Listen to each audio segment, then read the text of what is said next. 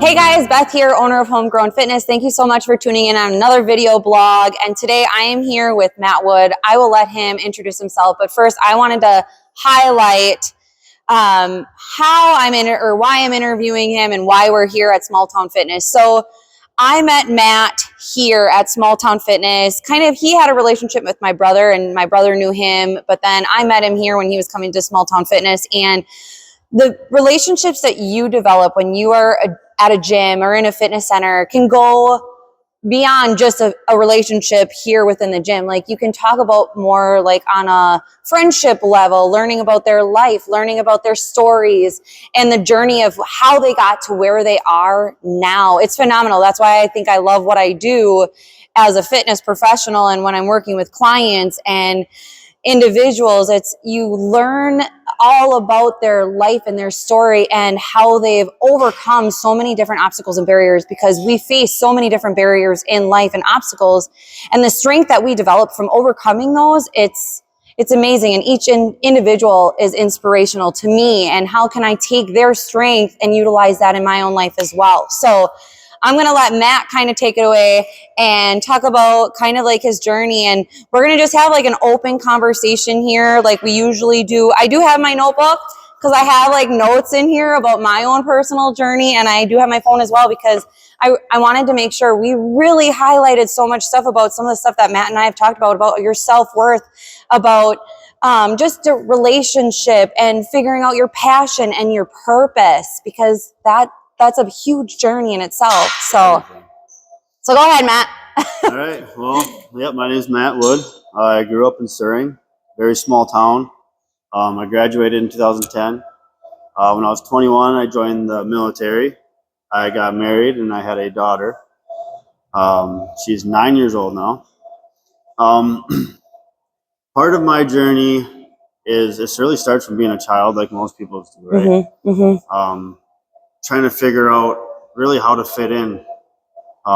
We all just grow up in our environments of who our parents are. And when I was younger, I felt like I was always a child outside the picture trying to fit in to that picture, trying to get in and get in and get in. And no matter how hard you try, or the group that you want to fit in, whether it's the cool kids or whatever, you just don't care. It can really mess with your mental as a child. And if you're not taught mental health as a young child and how to deal with things or bullies, or really any of the emotions that you come across, it can really create a different version of your future self. And you have no idea until you decide to kind of let everything go and listen for once. Right. So I guess what started this journey for me was 4 years ago, I lost my job. I always was a person that went to alcohol for a lot of my problems. I've had a high anxiety and my whole life, and I didn't understand what anxiety was until 4 years ago. My mom and I were having a conversation, and I was at my apartment by myself, and she was asking me if I could get through something, if I was going to be able to do it. And I said, well, yeah, of course I can do that. I always had a big ego. And she's like, well, is your anxiety going to allow you to do that? And I said, my what? She goes, your anxiety. And for that first time, it was 4 years ago, I was 29 years old, I realized what anxiety was. My whole life, I never knew what it was. I always thought like anxiety and depression was an excuse for people. And then I realized what it was 29 years ago. And I was like, that's what anxiety is, that feeling. You just think it's just you, and that's how you react. That's just yourself. Yep. I quickly understood that my anxiety was an excuse to be who I thought I was. And that was an eye-opening moment. So after I lost my job, they did it over a phone call. I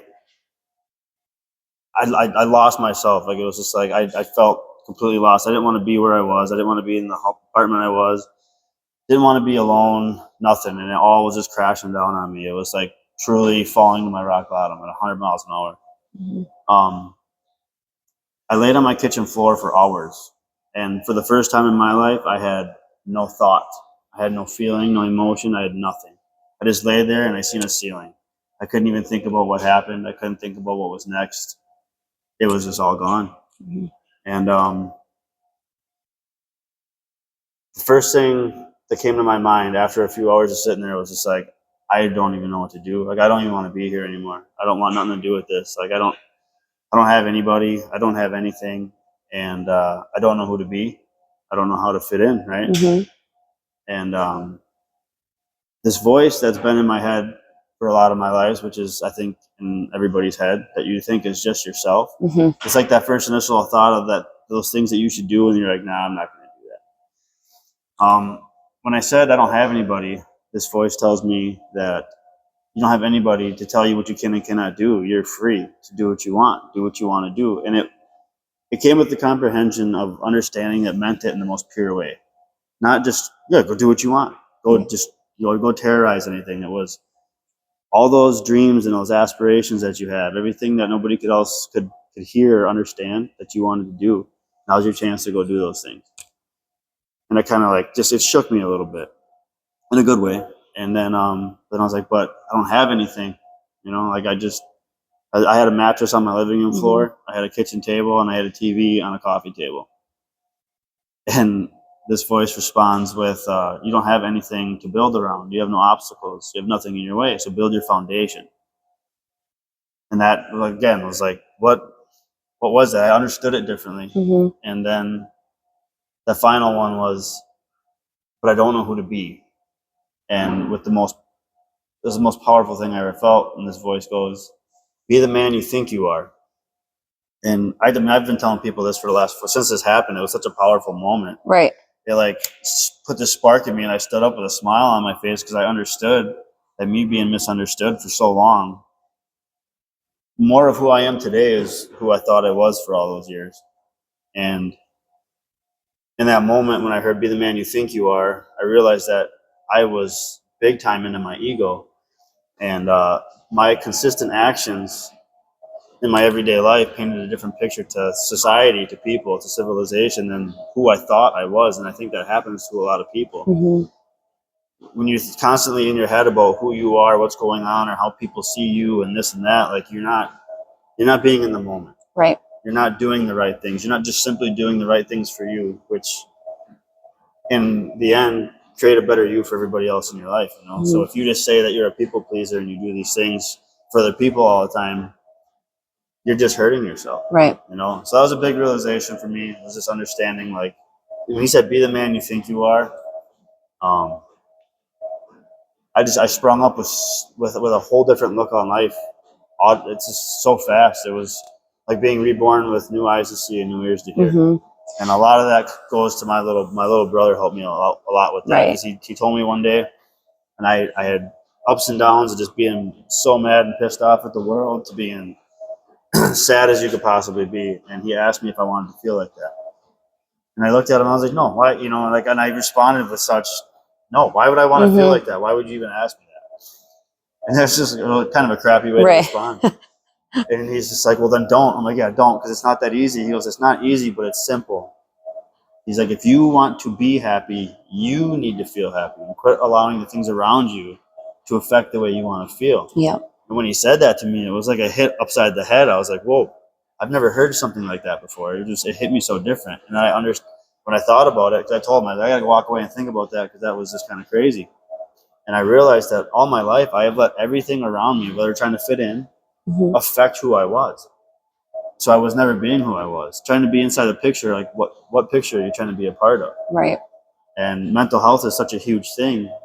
And it's not talked about because I think that there's a larger percentage of the population that is in this mental health battle, and they have no idea. Mental health is huge, and it's grown a lot since COVID. I mean, even before then too, but a lot of it is, society. So society has stemmed this, what life is supposed to look like, and social media portrays happiness, but nobody really puts out there on social media all of their trials and obstacles and these barriers that they're overcoming. So, I think social media and society has just created a lot of these different mental illnesses that are occurring. And there's a variety out there, more so now classifiable than what they were back in the early 50s. Like, people are starting to understand what they are. And truthfully, you might not even understand you might have a mental illness until you actually are going through it and understanding, like, whoa, I shouldn't feel like this. Like my story is, so after I had my third born, even prior to my third, I was battling these feelings of guilt, like tremendous guilt. Like I didn't get to experience this time with my middle as much as I did with my first. It was very close, like they're only 18 months apart. So I had a lot of guilt just buried within me. And then I was happy, but just guilty. Always had that just on my shoulders. And then finally, when my third was born, I just had really bad outbursts of anger and frustration. My patience was very minimal. And I had in my thought, I need to get back to where I was physically.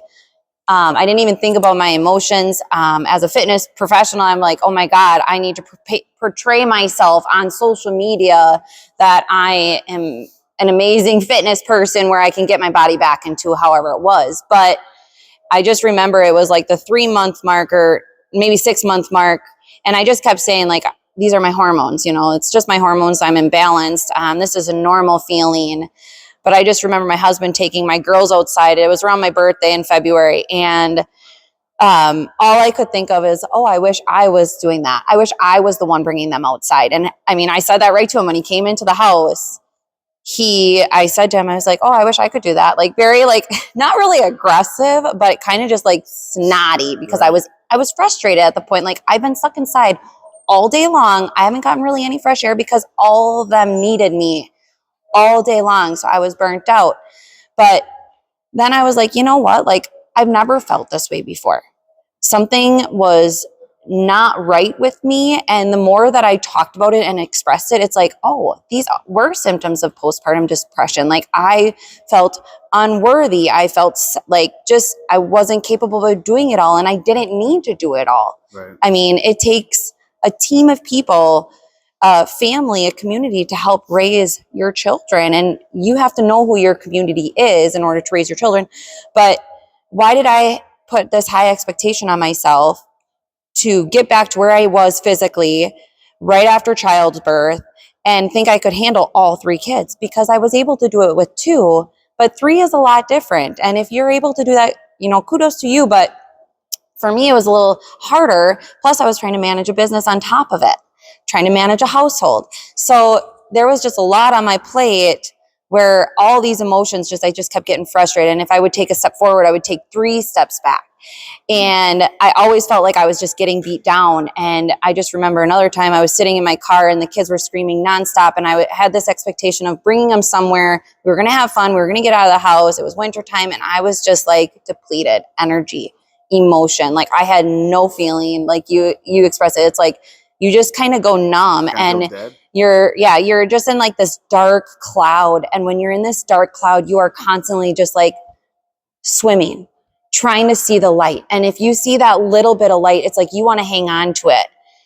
And the best thing for me in my growth and development and really to learn from that was listening to self-worth podcasts, trying to figure out and understand what postpartum depression was, understand what depression was, understand what these feelings truly were, so I could communicate them with my partner, so I could communicate them with my husband, so he would understand me better. Mm-hmm. And, there are those feelings sometimes that they do come back, but they're not as strong as they used to be. Manage it, right? Yes. Exactly. Yes. So it's definitely learning, and it's a constant learn. Like you never want to just close the door and be like, oh, I'm healed. No, because you're always learning. Your life is constantly changing. Your life is throwing new things in there, relationships, physical fitness, spiritual well-being. There's tons of things that are constantly being thrown at you. So how you manage all these different stressors, because stress is really the ultimate reason that I feel like can create that. What a lot of that comes down to, it comes to your thoughts. Yeah. Right? It's a simple, like a thought will come to you and how you respond to that thought is huge. So now there's a difference between reaction and responding. Yeah. The reaction comes from emotion. It's quick. Like, oh, my reaction's fast, but like, what are you reacting to? Right. So that just goes to perception. Mm-hmm. How do you perceive life? How do you perceive things? How do you perceive moments? I mean, you and I could experience the same moment of really is anything. Something might have just triggered you in a way where you're just like, I don't like that. I don't like this experience. It's terrible. But I might have noticed something different where I was like, oh, wow, I really like that. Right. So the thought controls your perception, and that's where it goes to reaction and responding. So now if I react out of emotion, which a lot of people do, that's what I did most of my life. I didn't understand that. This is how I feel. That's why a lot of people get triggered by a lot of things. It's a thought, and then you're triggered, and then you react with emotion immediately. Instead of see it, think about it. Now, am I going to react out of this emotion, or am I just going to put some logical thinking into it and give it a response? Because everything is energy, right? So now how you put energy into these things, if I complained about everything that I thought was wrong or like things that bothered me, I would expend so much energy doing that and be so bothered, and it would stress me out to the max. Right. And that's where it kind of takes us. Our thoughts of whether it's postpartum depression or just having anger. I had anger issues. Everything just made me so mad if it didn't go my way, if it didn't feel right. Because I was so into this thought of how I wanted it to be, this perfection that doesn't exist. It's simply a thought. And do you think perfection is a thought because of society today, because of how they have placed in the media like what it should be like versus like the reality of it? Because it's never going to be perfect. There's no such thing as perfect. We should all know that. But why do we put in our head, why do we have that thought that this is going to be perfect? I think a lot of us try to please people. That's where it comes to people pleasing. Our parents, the big one, right? They tell us how life should be and what it is, and that's the environment you grow up in. So now you're like, I'm either just like my parents, or I need to fit into this idea of what their idea of perfect is. So now we're all battling our ideas of what perfect is, and that's why we just clash with people all the time. This is how it should be, because this would make everything better. Like, this is how it should be because it would make everything better. And that just, I'm not into politics and all that stuff, but that's where the left and the right comes in. This is what's perfect. This is what's perfect. I'm like, it's not. There is no. That's where the middle comes in. There is no perfect. It doesn't really matter as long as you're doing what you're doing out of pure intentions. Yeah. I constantly look for progress, not perfection. Yep. And you move forward, I think, in most of your life with love instead of trying to beat somebody out all the time, but you just try to beat yourself out.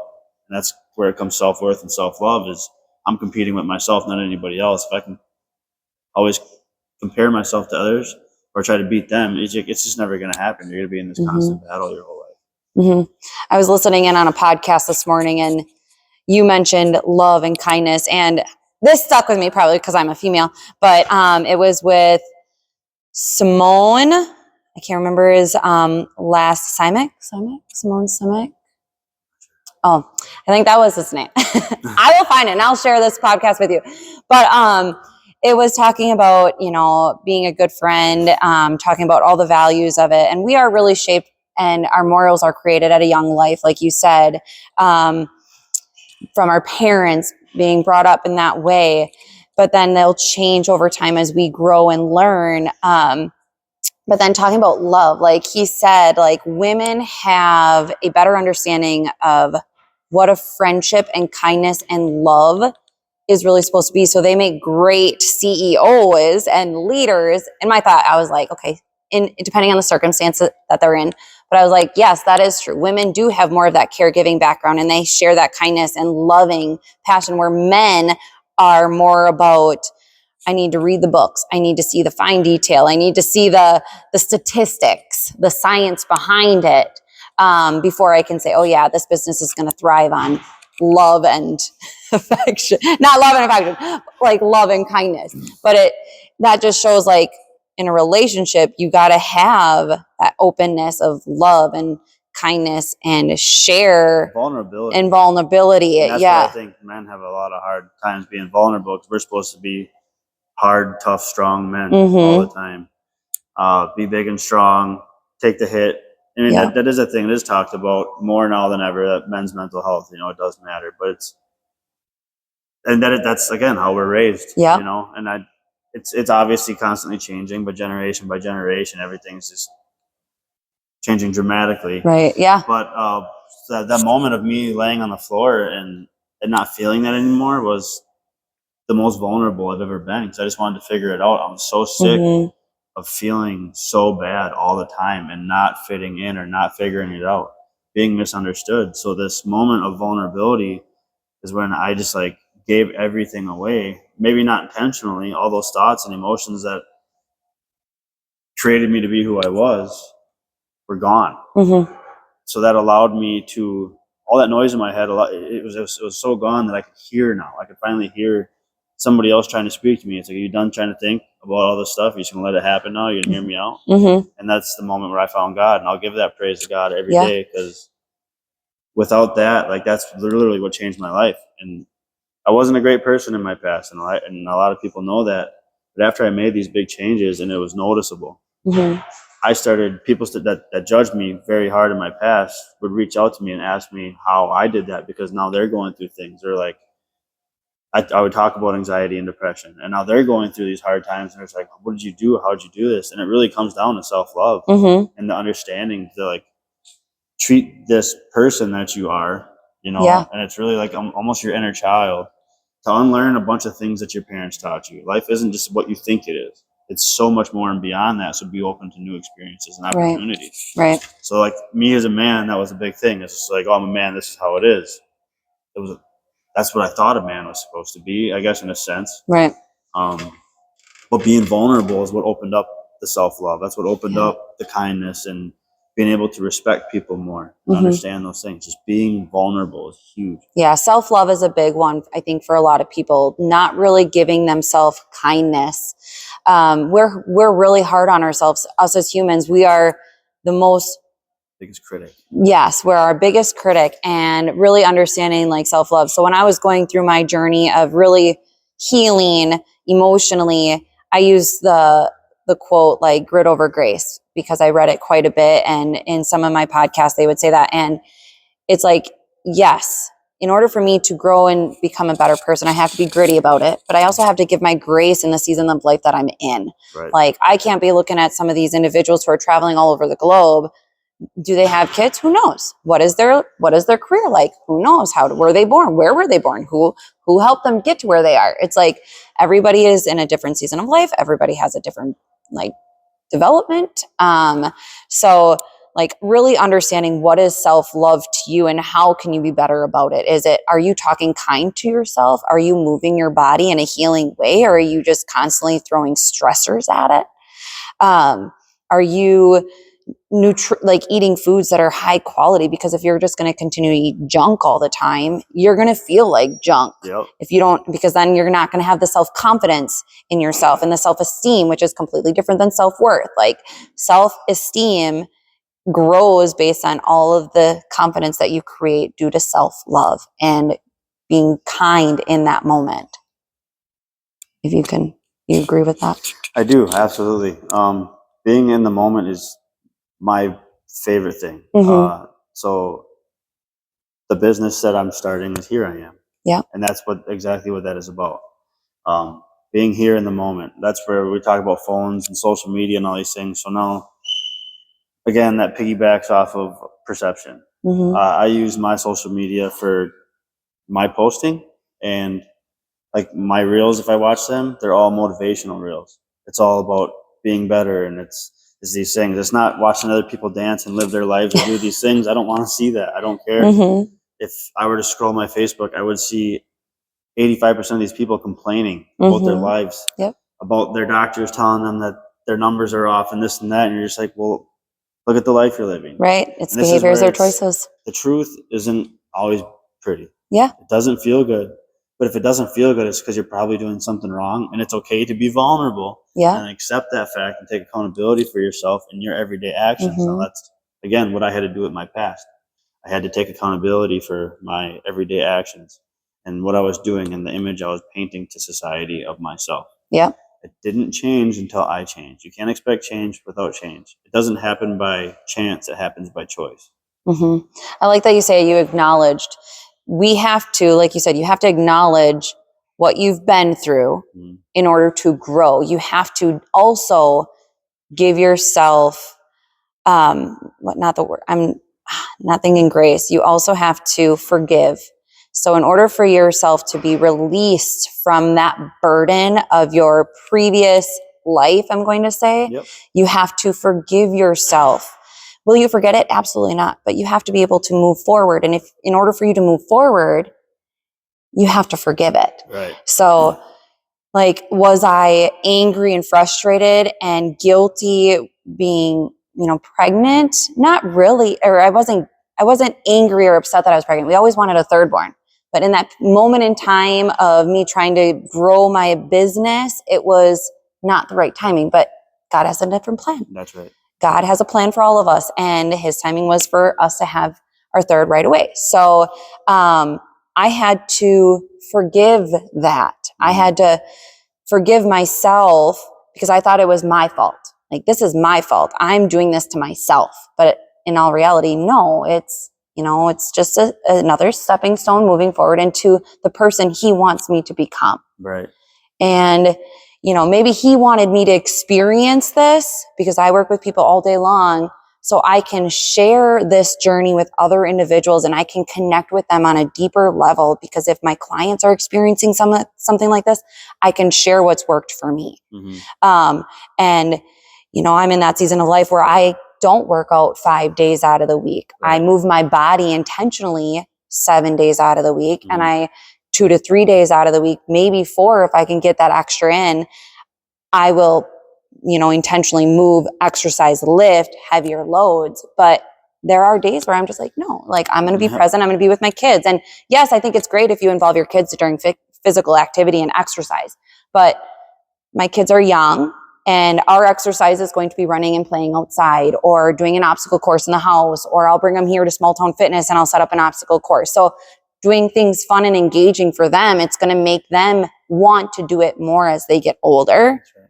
So long story short, I think forgiving yourself to release these barriers and burdens that are holding you down in order allows you to grow. It's like we learn through all of our trials. Mm-hmm. We become the person we are today. And I saw this really cool quote about you grow in the storm. So you become the person you are because of the storm that you once went through. What I like to say on that is, it's not what you go through, it's how you go through it. Yes, yeah. And forgiveness is such a huge thing. That's actually all that weight that people feel, and they might get used to feeling. Mm-hmm. So that heavy cloud that they carry with them is not forgiving themselves or other people. So in that moment, the 4 years ago when that happened to me, it was when I got up and he said, "Be the man you think you are." All of a sudden, I had this thought of like, dude, you got to forgive everybody. And I was going through these people and these moments and these memories that I had in my head of things that, all this anger I had for maybe people, whether it may be family, it may be friends, whatever it may be. That's what it was. It was, I had to forgive them, and I would go through them like, all right, I can just let it go. And I was just, all these images were popping up in my head of these people, and I would let it go, and they'd be gone. They'd be gone. And then I came to this thought, and it was myself. And when I realized that I had to forgive myself, that was actually the hardest moment. That was the most vulnerable I had to be, because I was just like, okay, I have to forgive myself. And I sat there for a second. And then what I realized is that I'm the one that put myself through all that stuff. Mm-hmm. Because going through those things, I held on to the thought of being the victim. And I never let that go my whole life. So all these victim type scenarios in my life just stacked up. And now this is all that weight that I'm carrying with me. Right. And it was simply, dude, let it go. Forgive yourself. Let it go. Did you do it? Yeah. Okay, now here's my accountability. I acknowledged it, and I take accountability for it. But let it go, because this might be one big, like, long lifetime. But is it? Mm-hmm. We have many different lifetimes in this lifetime. Right. Right. I was in the military for 4 years. There was my lifetime there. I was married. There was my lifetime. There's school, high school, elementary school, whatever. That's a lifetime, and it's going to continue to happen. You can't sit there, and that's why it's important not to judge people. Only God can judge. Mm-hmm. You judge somebody for things that happened how many years ago. You can't hold that on them. That was a different lifetime. Mm-hmm. That was a different person. Things can change. They can be the same person, but they're still holding on to things too. And this is where mental health comes in, of what we're talking about: forgiveness, love, taking accountability, acknowledging all these things, and being able to let go to move forward. And if you're not forgiving these things, you're not moving forward. Those are those you see those pictures probably of like just you're trying to move forward and you're just carrying this Right. massive stone behind you. You don't have to carry that stone. Let it go. Yep. Let it go back downhill, because that walk to the top will be a lot easier. I think a lot of times people choose to be the victim because sometimes it's easier. It gives them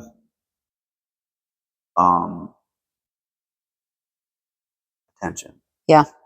Because everybody wants to prove their existence. They want to be seen, they want to be heard, but really it doesn't matter. Right. When I found God and I started understanding this life a little differently, I found that you are your own picture. Quit trying to fit in everybody else's picture. Whether other people have their own families, they're trying to build their own family, their own things going on, their own habits. You build yours, start your habits, stay with your family, and naturally you will meet people that do the same thing. And when we're talking about when we open up with this podcast, the gym life and why it's so awesome and why it's such a beautiful thing is because you'll just come into somebody will walk in here, whether they're clueless or not. There's a reason why they're here. They're sick of feeling a certain way. And you get to talking to them and you get to hear their stories on what brought them here. And I think that's such a cool thing to experience with people. Now I get to hear their stories and what brought them here, and I tell them my story and what brought me here. And it doesn't need to be anything even outside the gym. It's just as simple as I'll see you if I see you in the gym. It doesn't got to be any kind. We don't got to create another picture here. I'm still here creating. This is my picture. This is my life. And then I'll probably see you around again too, you know? It's a very supporting community. Like when you have, if you're allowing it to be that type of a community, there are some, gym goers that just head down, come in, do their thing and leave. And if that's how they want it, that's fine. But I mean, then you have the individuals like you and I who come into the gym and we enjoy communicating. We enjoy talking to other individuals to learn about them and how are they healing. We like to ask those questions like, how are you?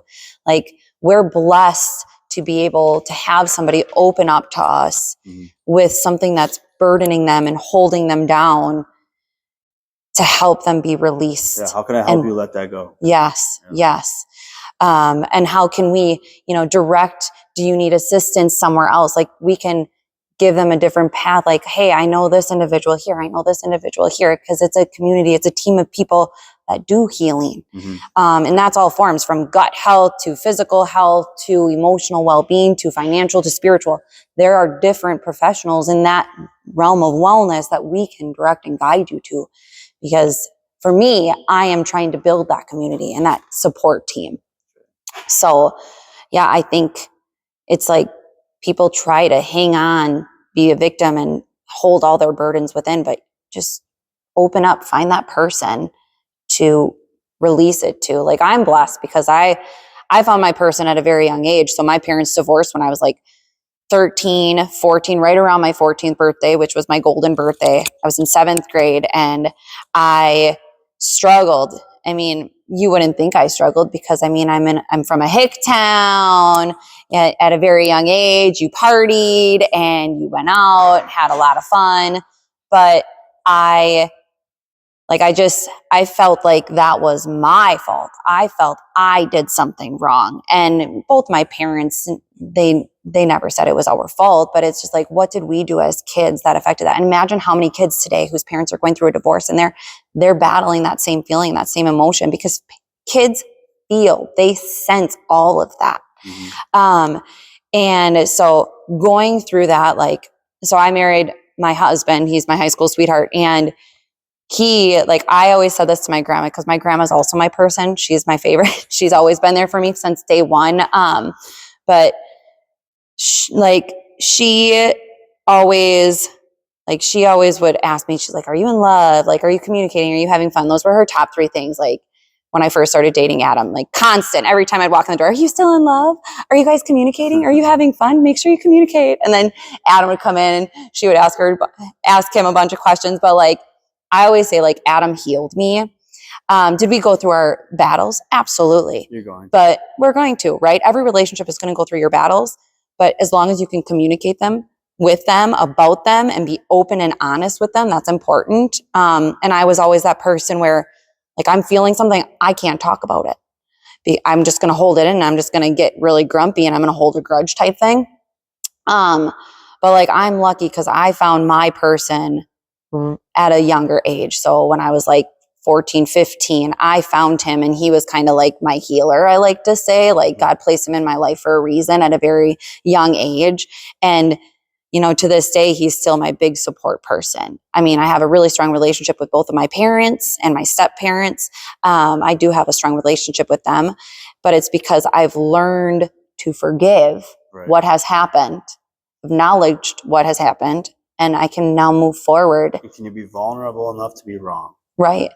Because like I said, and that's, again, it comes to the thought. It comes to a thought, which creates an emotion. Now how can I handle this emotion?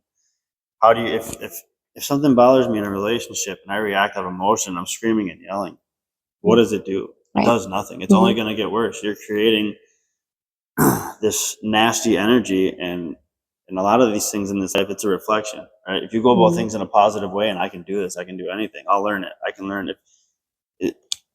All we are all I. That's, we are, I am, we are I. And if you say I can't do these things, you're telling me that I can't do them. If you're I and I'm I, and you're saying you can't, but I just did it, you know, maybe not in all physical forms, Right.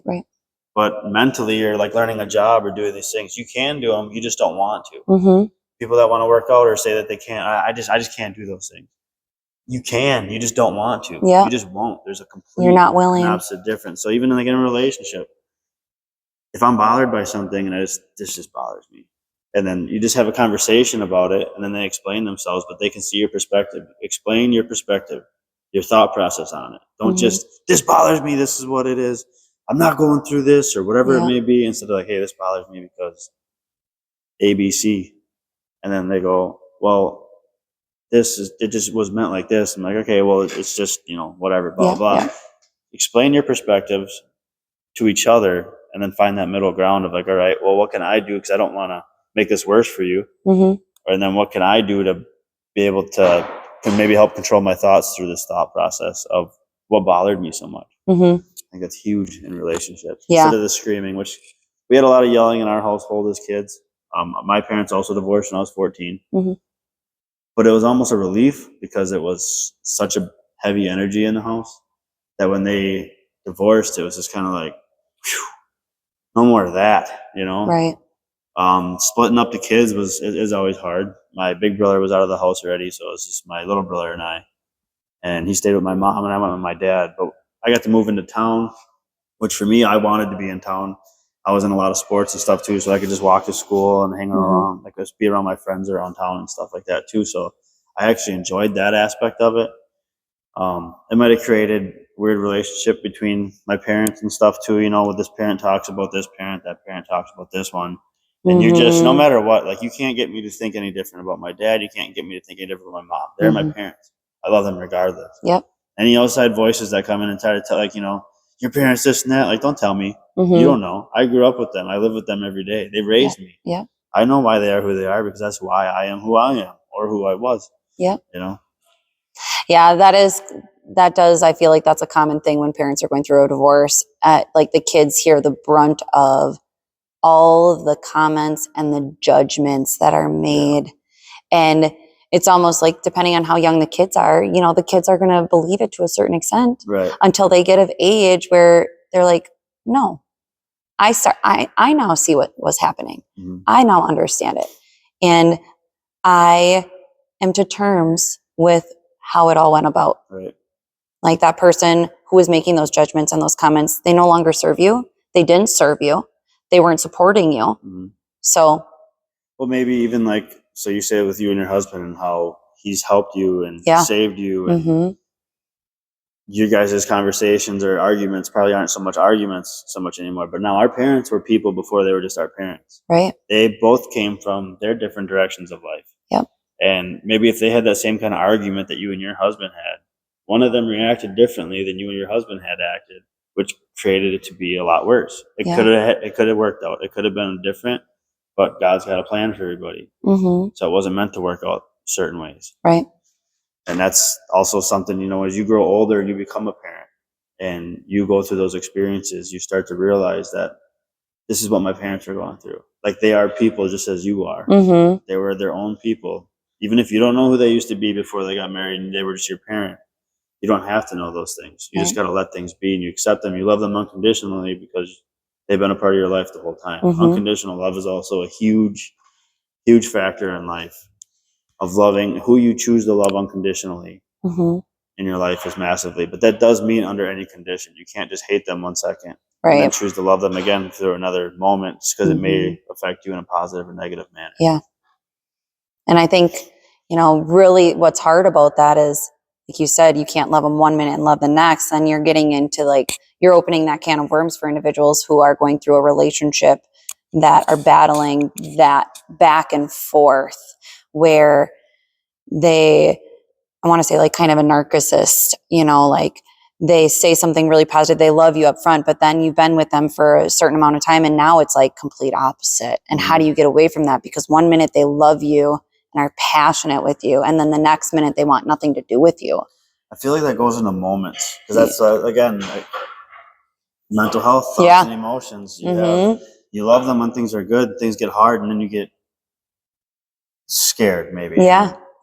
I guess this can open up, and I have faith over fear. Yeah. Right. So if you don't have no faith, and if you don't understand what faith is putting your trust into the unknown and just allowing things to be what they're meant to be. So I think a lot of people get in big arguments and ruin their relationships over the fact that they're scared to lose said person. Yeah. But now they're as loud as they're getting and as bad as the things they're saying because they don't want to be hurt. They're trying to protect themselves.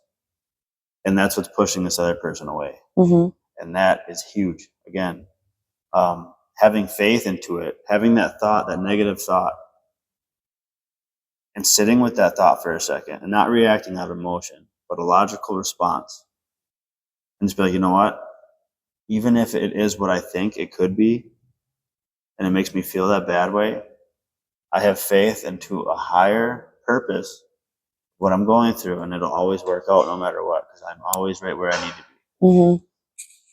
I love that. Faith over fear. And people need to have faith for the unknown. And that's how you grow. Everything. That happens with fitness, that happens at work, that happens while you're driving. I mean, you're putting things that you do all the time. I know how to do this, but I don't know how to do that. Oh, that's scary. Right.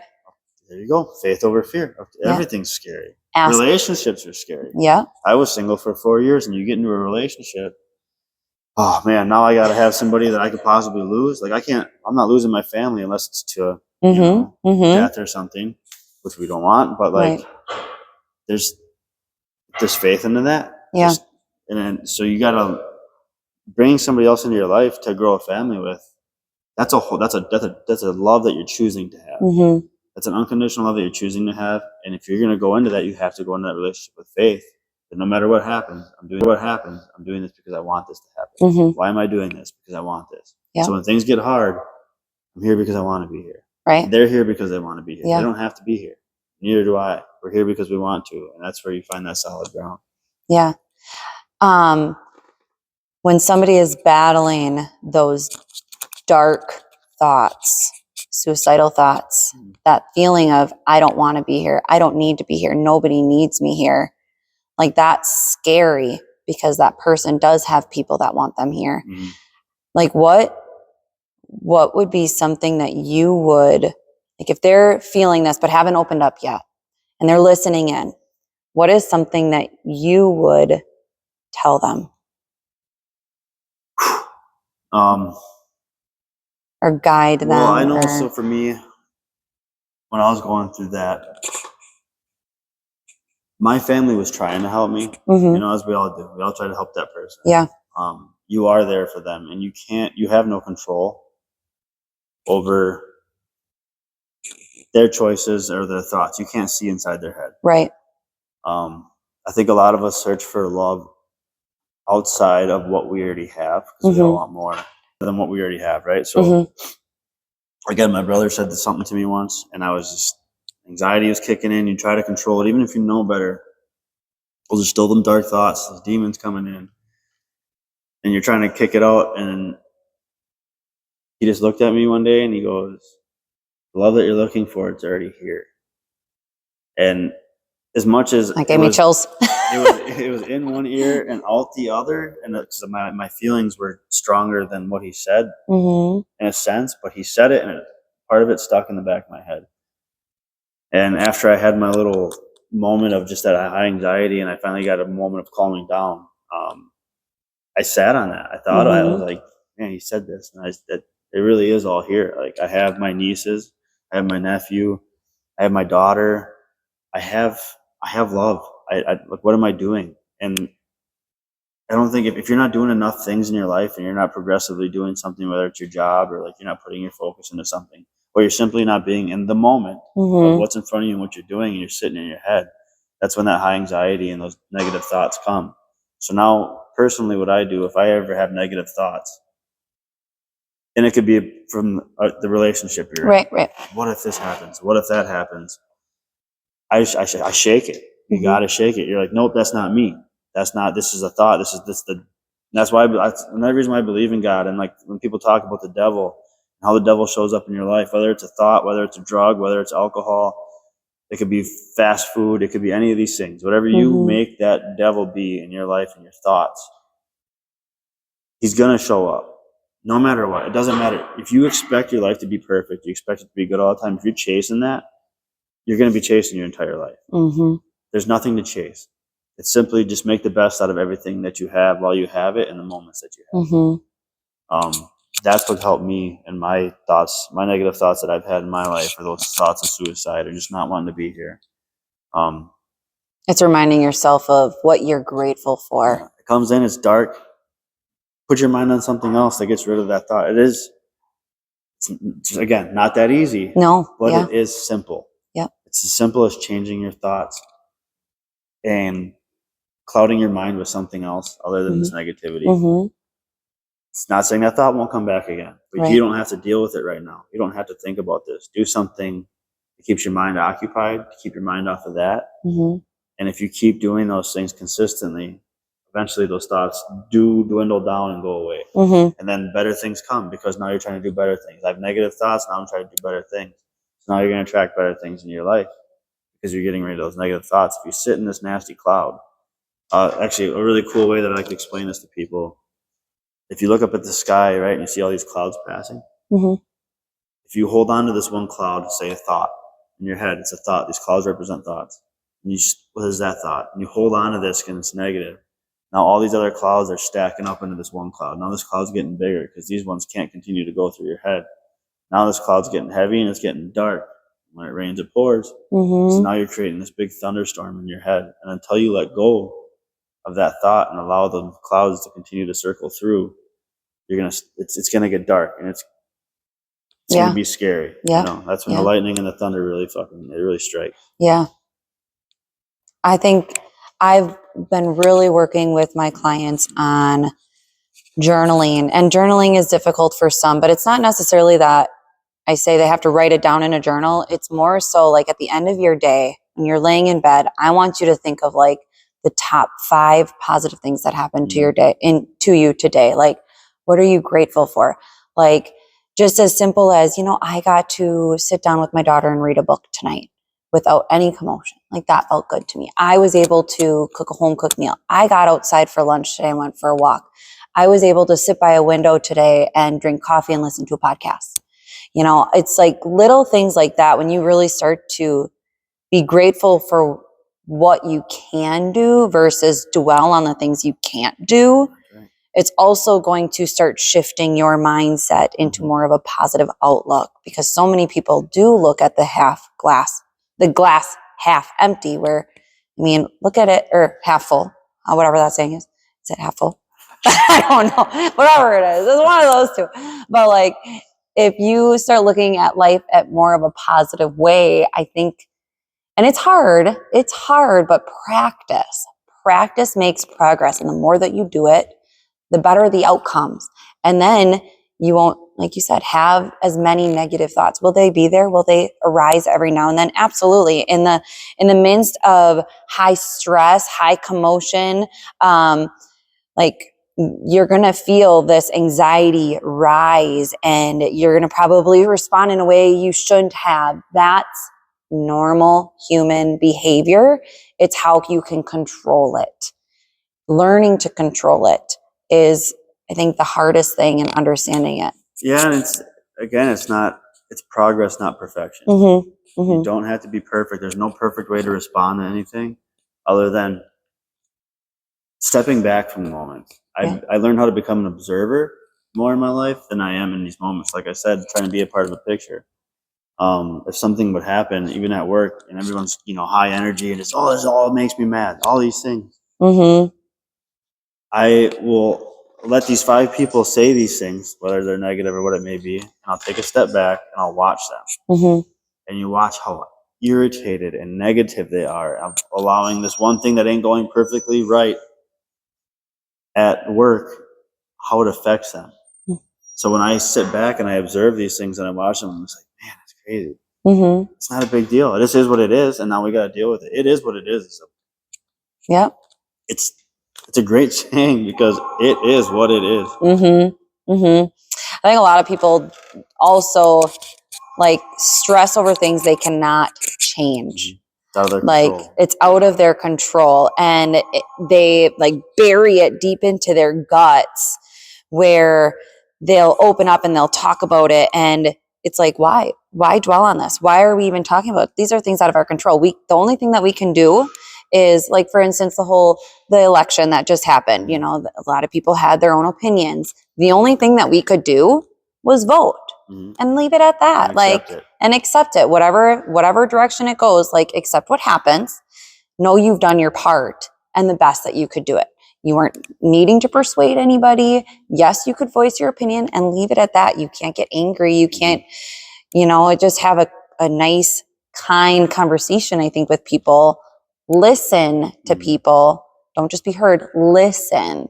So I think that, not so much, I haven't noticed it too much more so now, but I every now and then I'll talk to somebody and they just dwell on things from their past. Especially in smaller communities. Yes, I think that smaller communities are definitely more, not close-minded, but they dwell on things that's happened in the past and that's shaped them and who they are today. But, it's shaped them, but you also have to understand, is this who you want to be? Because if it is, then that's fine. But if it's not, then we have to move forward. We have to release that. That's where I think that you look inward to what you're trying to build in your life. I want to build a nice, happy, healthy family. Yeah.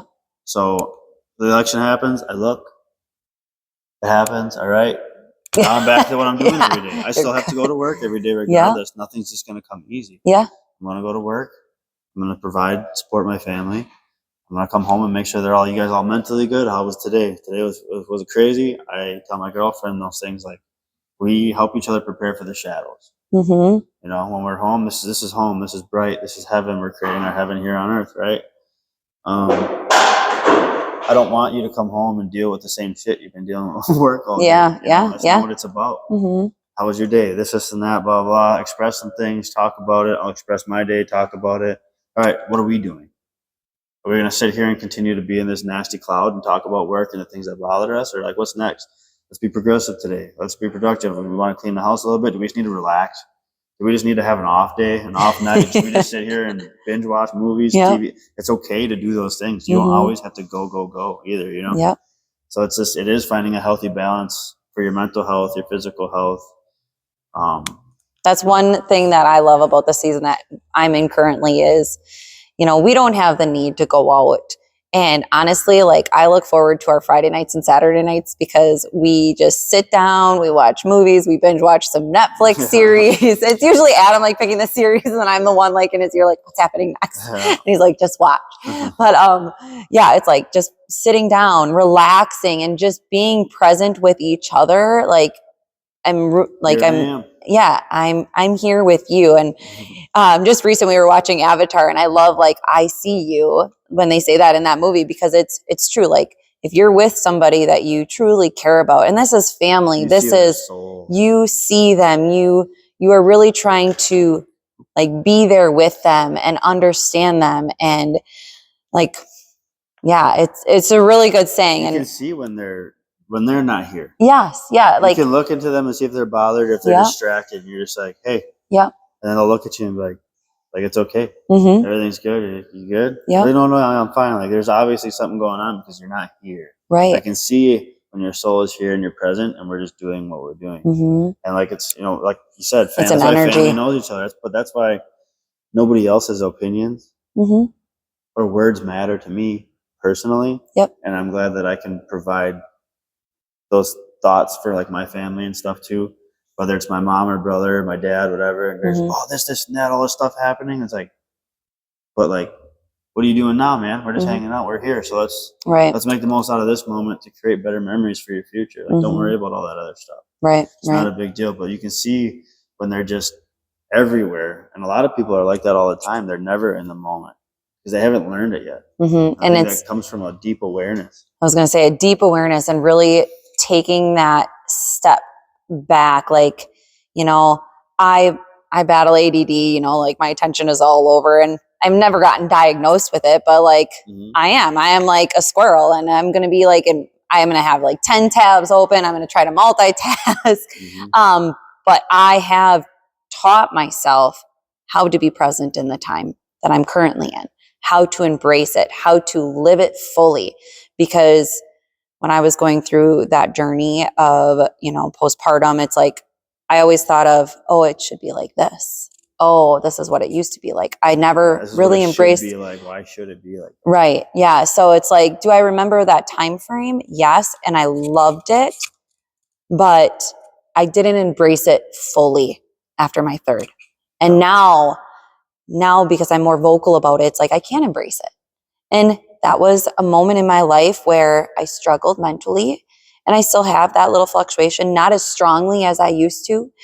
But when I do get that feeling, that urge, like right away, I'm going to connect with Adam. Like, today is a rough day. Like it's already starting, and like, he'll be on the phone. He'll text me like, what's going on? Talk to me about it. And like, I want him to do the same thing for me. And I try to do that to a few friends as well. Like, no, I'm here. I may not text you every single day, but I am thinking of you.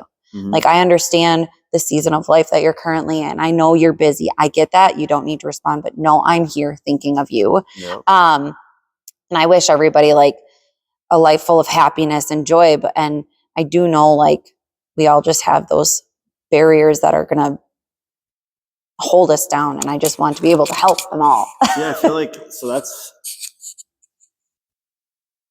so you were talking about before you go to bed, write down 5 things that you're grateful for today. There's also, and I don't know where I've seen this or heard this before, but when you wake up in the morning, send out 5 gratitude texts. I've seen that before. So yeah, the more, like everything in life is a reflection. If you worry about everything, a lot of worry is going to come to you because it's what your mind is clouded with. Now, if I send out 5 gratitude texts a day to all these people, don't you think you're going to receive one back? And it could be a day where you're just like, oh man, I'm not having it. And you're just having a bad day, whether, like I said, it's at work or things are just adding up. They're just being a bad day, one thing after another. Like, oh man, again, it's just not my day. But then maybe I go look at my phone and I get a text from somebody, hey, I hope you're doing good, blah, blah, just thinking of you, and you're just like, oh, thanks. And it'll completely take your mind off of what's going on. And it'll be a complete reset to your day. You don't got to wait until the next morning to reset your day. Right. It just take a second, step back, take a second, breathe. Like, damn, calm down. Let's figure this out. Let's move forward. And just start slow. You don't got to just slow down. Like, that's the past that I lived was fast. Go. This, that, this thing, like ADHD, bouncing off the walls, this, and you would never finish one thing. The most consistent thing I've ever done in my life is go to the gym. And that was in the last 3.5 years. One of the first things I realized I didn't love about myself was my image. I hated the way my body looked. So I was like, what do you do? Gym. Go to the gym. Let's start there. I started going to the gym for 6 months, and I started gaining muscle and everything. I started noticing things, but waistline wasn't moving. And then I started looking into nutrition. I had no idea about anything about nutrition. I didn't understand carbs and proteins and calories. Like, I feel like you should, obviously our parents grew up different and everything too. And it's just like, that's why everybody loves grandma's food, because it's just, I'm beyond nutrition. We're comfortable now. But you don't got to live comfortable in your 20s or your 30s, even in your 40s. Like, just So when I understood nutrition, I'm like, this is the answer to everyone's problems. It's just eating better. And they think that eating healthy is expensive, and that's just crap. You just can't eat like crap and healthy at the same time. Right. You're trying to eat as much crap as you are add healthy food into your life, and that's not how it works. So discipline yourself a little bit. Maintain more of a consistent, better diet during the day. If you need to even treat yourself every night to some snacks, go for it. Because if you're consistently every day being better and bringing healthier meals to work, you're going to look better. You're going to lose weight. Your waistline will go down naturally. So just move, eat a little bit better, eat more protein, less carbs, and move more in your day, and you're going to get the results you want. You might not have that perfect body, but like a skinny person can look at a bigger person and say, I wish I could get bigger. As bigger people look at skinny people like, I wish, lucky them. But that little skinny person might hate themselves just as much as a thicker person. Right. Right. That makes me think of when my brother was here one day. I think you were here too, and my brother called me skinny. He said, "You're too skinny." And I literally whipped my head around. I said, "I'm not skinny. I'm strong." Now, if you would have said that back like when I was like 13, 14, when my parents were going through that whole like struggle and divorce, I battled anorexia, like huge, body dysmorphia, huge. And, it's going to take time for somebody who did battle that to overcome that body dysmorphia. And that might still sit in the back of my head every now and then, but very minimal now because I talk about it and I express it and I try to be as upfront about it as possible. But like back then I would have been like, yes, I want to be thin. I want to be skinny. I'm a cross country runner. I need to be small and fast, and I'm going to eat minimal calories. I think the max calories was like maybe 500. Jeez. Yeah. And living like for a full probably 2 years like that, I was going into my freshman year at 98 pounds, wearing like a size 00, which I mean, I don't know if you know those sizes, but like that is super tiny, especially for an elite athlete. And yes, I call myself an elite athlete because I was running in middle school with high schooler cross country athletes. So going to state the first 3 years of my high school, and then my senior year, I didn't even run cross country. Cause then I was battling some other emotional stressors, but, like then I would have been like, yes, I'm skinny. And I was getting that attention, where now I'm like, hell no, I am not skinny. You motherfucker better not, excuse my language. You better not call me skinny. But like, I am strong and I will always try to be strong. And there are women out there who be like, yeah, you are really skinny. And it's shift your wording. Maybe like, am I like skinny or am I like toned? Am I like strong? Am I whatever the good words are? Because I think women fixate so much on physique and how their body image actually looks, where it should be like, how am I feeling? How is my energy like? How do my jeans feel on me today? Again, perception. It's all about perception. And again, that's where society and social media has really created and cultivated this mindset of so many people. And men battle it too. I will say there are a lot of men runners who battle body dysmorphia because I have body dysmorphia, but it's just like someone could look at you. I remember being a kid and looking at anybody's parents, whether you think somebody's big and strong or not, or whatever it may be. It was never like you didn't judge them based. It was just whatever. Right, That's so and so's mom and dad. Yeah. It's as simple as that. It wasn't like that. But like I got body dysmorphia. There's things, I want my arms to be bigger, I want this and that. But somebody come up to you and be like, dude, your arms are huge. Like, ugh. No, See, and we're gonna cut ourselves off. But like, what I learned to do was accept it. Yeah. Again, hey, you look good. Oh, thanks. In my mind, I don't think so, but appreciate. Thanks for the compliment. Right. I'm glad that you do. I'm glad that you think that. It's again perception. A skinnier person looking at a bigger person is gonna say, "Man, you're big." Someone bigger than me looking at me is gonna be like, "Yeah, you're pretty small." Yeah. It's all about perception. Yes. It doesn't matter. And if you're not happy with yourself and where you're at, it's okay. But like acknowledge it, accept it. Don't maintain yourself a victim to this mindset that you're not big enough, skinny enough, or lean enough, or strong enough, whatever it may be, and do something about it. That's what it comes down to, is just do it or don't. Right. Don't say that you can't. Tell yourself that you won't. I think a lot of people use finances as like as an excuse. It is, and I get it. An excuse is that's a word that can really Yes. make a lot of people angry. Yes. But it's the truth is the truth. An excuse is an excuse. Mm-hmm. It's as simple as that. It's not. I literally eat healthier to budget. Yeah. I know about what I pay for with the same types of meals every day. And I know that I'm going to be full and then I'm good. And I don't need to stuff my face and feel absolutely bloated to be full. It's not how it works. Yep. Yep. Yeah. I get that quite a bit from like the clients and stuff. I shouldn't say I get it quite a bit, but I will get like, I'm not in a space right now where I'm not set. And I get that completely. This is something eventually that they want to do. They want to do personal training and coaching.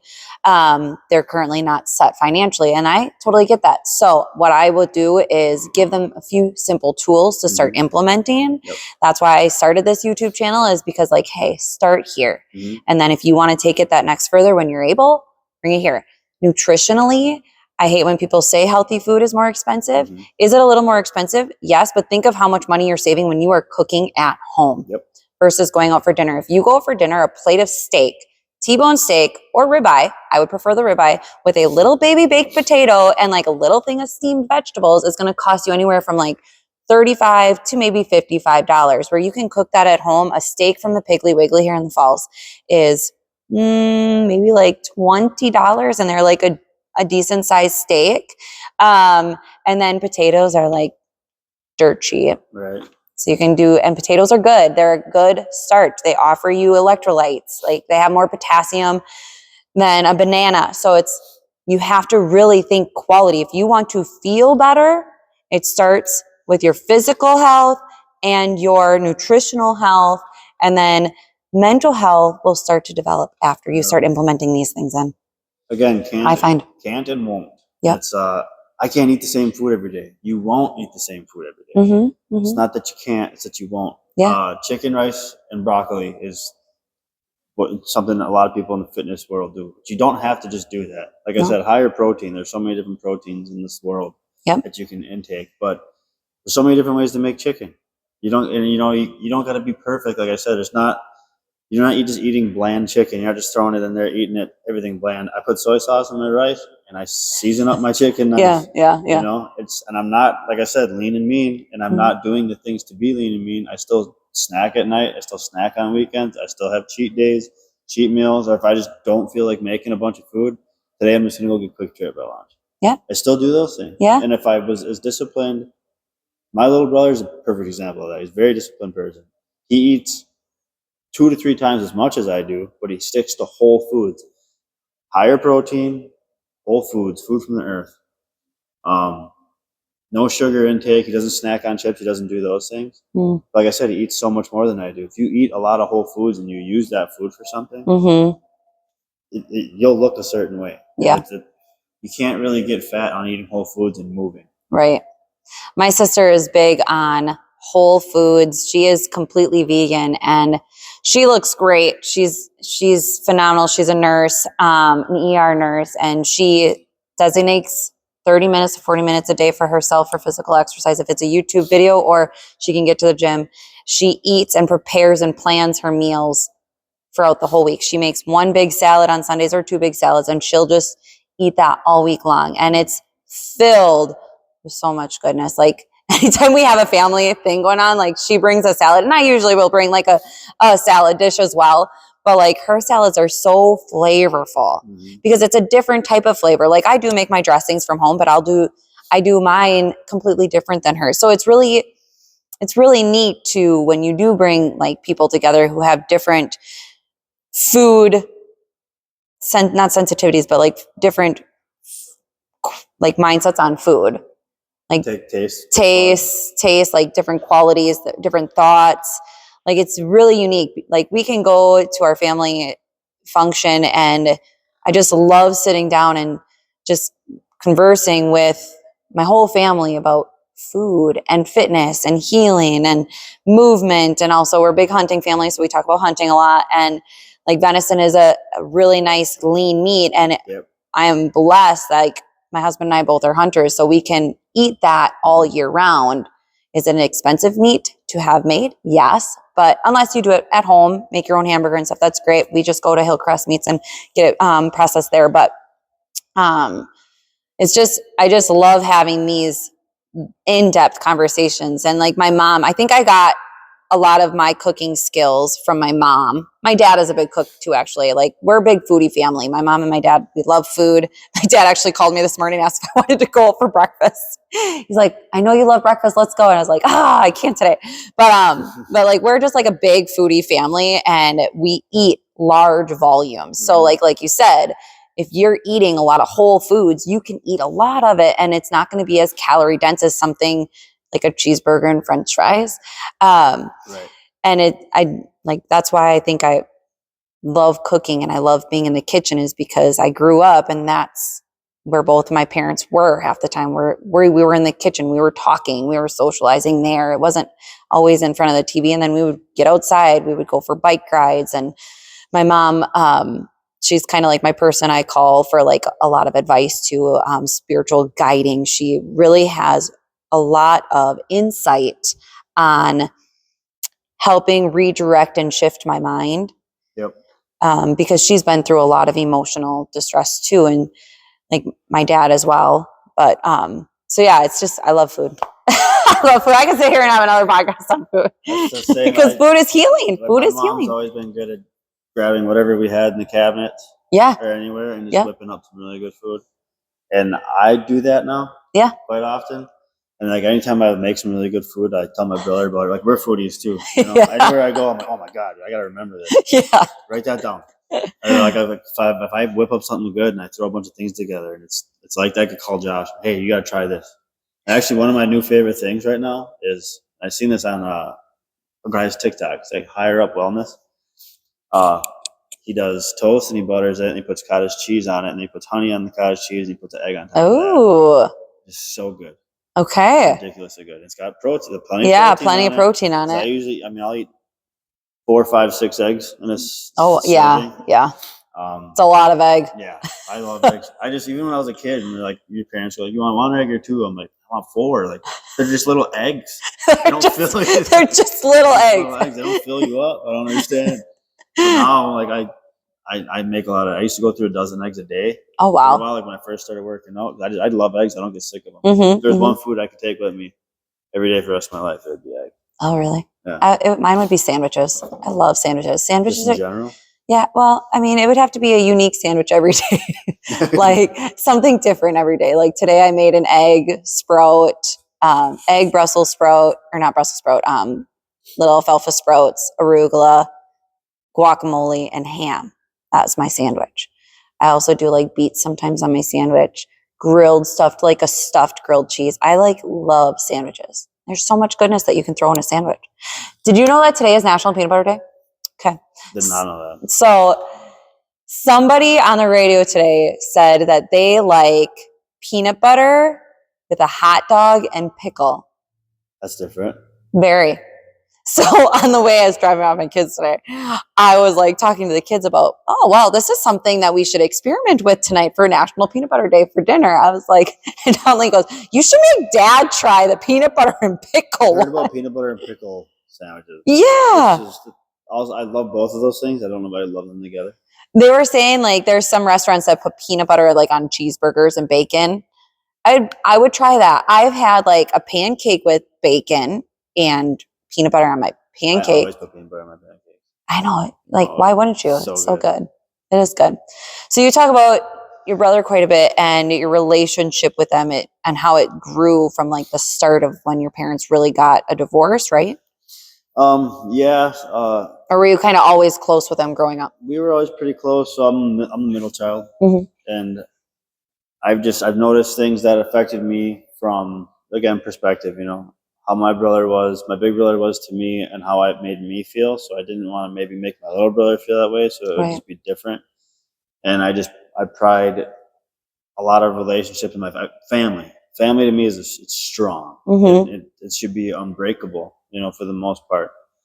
And we've had our little spits and spats throughout life and stuff. But like for the most part, like I was, even when I said that in high school, like I lived for that kid. Like that was my parents had their thing and you didn't really want to be home. It was always uncomfortable. So I'd spend a lot of times at friends' houses. But I was very protective of my little brother. And we've just always kind of been on the same path. So when my parents divorced when I was 14, he was only 11.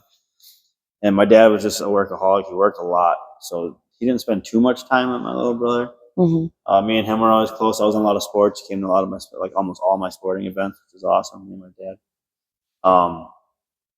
But and for Josh, I was always proud of him. I always wanted to watch him, and I was kind of the more of a male figure for him. I spent a lot of time with him. I didn't take him down a great path either. That also didn't come to my realization until 4 years ago, and I was just like, man, I've kind of helped. I was that male role model for him, and I wasn't a very good one, but I didn't know any better. So we both joined the military. I joined in February 2013 when I was 21. He joined in November 2013 out of high school. He was 18. So we both had that experience. We both got married a month apart from each other. Our first daughters are 2 days apart from each other. None of it was, planned that way. It just happened. Both got out of the military in 2016. And then when I went through the split up with my daughter's mother, he helped me when I moved to Green Bay, and he helped me kind of get back on my feet a little bit. So anyways, we both had our own journeys, and then there was just that point of he hit his rock bottom, and he big into books and spirituality, and he helped find himself. So when I was going through my darkness and I was deep in my hole, he's the one that helped bring me out. Because he started to be on this life high of like, dude, what if I told you this? What if I told you that? And like all these things. And what he said to me about, feeling that way. Do you want to feel this way? And then you need to control the way you feel, not other people. And I was like, whoa. And that just led to him and I kind of just moving up together. So even before 4 years ago, before I had that experience, this is 6-7 years ago when we were both in Green Bay, and we were standing on my patio. I lived on the second story of an apartment, and we were just standing outside, and he goes, I just think that we're bigger than this. Like, there's all these people, this, and that. But like, I was so into my ego and all these things with life. And like, I went out a lot. I did like to drink. He was in his journey of fitness, and I don't want to drink anymore, and all these other things. And I was just like, but I like it here. If there's more to this, we're supposed to go to space and we're supposed to do all these things, like, I just like this. And he's just like, you could tell it would bother him. And I was like, whatever, dude. Like I said, people did. If you don't know, you don't know. It's as simple as that. And then when I had this like awakening to life, where it was just like I seen everything for what it was, not what I thought it was. And I even told him, I was just like, dude, you told me this a couple of years ago already. Like, this is what you were talking about. He's like, yeah, and that really helped me. So we've always just been pretty close, pretty darn close our whole life. And now that we're both in the fitness, and I thank him all the time too, like for staying on me about it.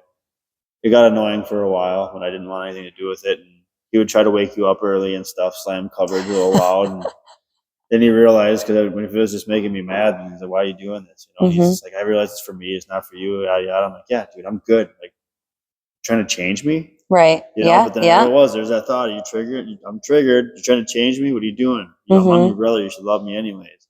Then he did. He just wanted better for me. But in my mind, you don't see it like that at that time. So for the last 4 years, 3.5 since I started going to the gym, he's helped me out a lot and helped guide me. We come together with, he goes to his shadows, I go to mine. We come back and we talk about stuff. And I'm really going through a hard time. He's usually the person, like he's the most reliable person. He'll answer every phone call if he can. And even if he's at work or in the middle of anything, if I'm going through something that's bad, or if I need help immediately, if it's like that flight or fight, he'll drop everything he's doing to show up. And that ain't unconditional love and a reliable person. Like I said, if you what's loyal to you, if you want loyalty, what's loyal to you will stay loyal to you. And that's another thing, acknowledge that, and you got to accept those things. If you want loyalty in your life, you need to look at what's been loyal to you and then stick with those things. And even that, like, reliability, that's my little brother. I just know if you had one person to call in this situation, who would you call? I would always call him, because I know he'll answer, and I know he'll show up if I need him to. Right. So that's pretty much why we've been close. That's awesome. So let's kind of close up with clothing. So I am going to put together a clothing website, which you can find in the description below, the link to purchase some inspirational pieces to help continue you and inspire you to move forward and to be better. Matt and his business, I Am Here. Here I am. We'll also be having some clothing pieces on there too. So we would love for you guys to click the link, take a peek at it, purchase some inspiring pieces to help push you and motivate you to be the best person and version of yourself, and be open and vulnerable and accountable for your own actions, I think is a big takeaway I'd like you take from this. Don't be perfect, be better. Yep, don't be perfect, be better.